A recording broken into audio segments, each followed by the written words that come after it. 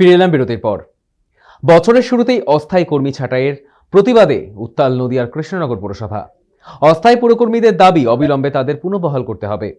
প্রথম পর্যায়ে 106 জনকে, পরবর্তী সময়ে 249 জনকে ছাঁটাইয়ের সিদ্ধান্ত নেয় বর্তমান পুর প্রশাসক।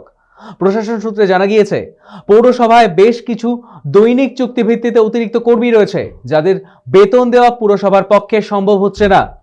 তাই পুরসভার এই সিদ্ধান্ত। এরপরই অস্থায়ী কর্মীদের মধ্যে শুরু হয় অসন্তোষ।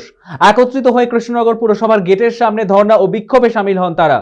অস্থায়ী কর্মীদের দাবি একটাই, তাদের পুনর্বহাল করতে হবে। তাদের অভিযোগ, কোন রকম পূর্ব সতর্কতা ছাড়াই হঠাৎ করে কাজ থেকে বাদ দেওয়া হয়েছে। যদিও এই বিষয়ে কৃষ্ণনগর পুরসভার পৌর প্রশাসক শারদতী চৌধুরী এই বিষয়ে আশ্বাস দিয়ে বলেন, সমস্ত কর্মীদের সাথে কথা বলে সিদ্ধান্ত নেওয়া হবে।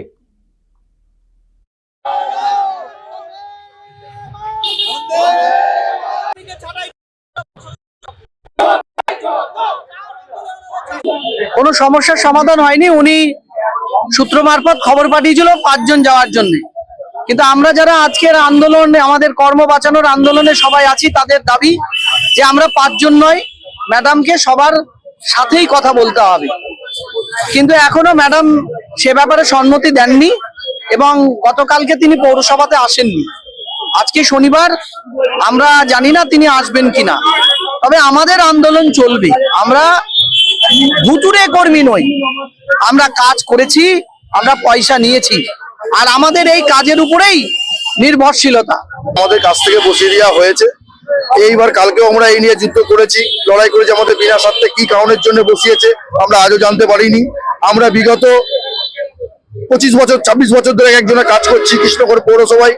আমরা কৃষ্ণনগর পৌরসভায় বহু চেয়ারম্যান দেখেছি, কৃষ্ণনগর পৌরসভায় বহু এসডিও দেখেছি।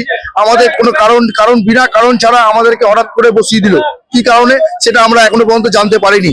কেন বসিয়ে দেওয়া হলো, কি কারণে, আমরা কিছু বুঝতে পারলাম না। এখন জানি না যে এসডিও ম্যাডাম কেন এদের সিদ্ধান্ত নিল।